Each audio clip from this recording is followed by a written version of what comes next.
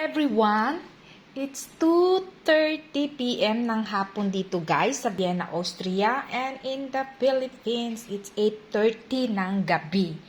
So, eto ang aming lunch for today guys. So, nagsalad ako ng pipino, lettuce, young spinach, apple, and green grapes.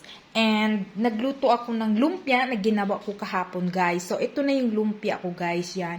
Actually guys, air fryer ko lang ito guys para hindi siya oily. So look, tingnan nyo guys. So ang ganda guys kapag naka air fryer, hindi siya oily. Talagang hindi katulad yung ginaprito mo siya guys.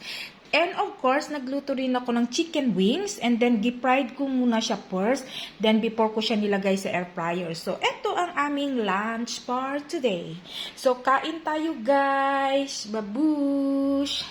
Ayan guys, ang sausawan. Bye!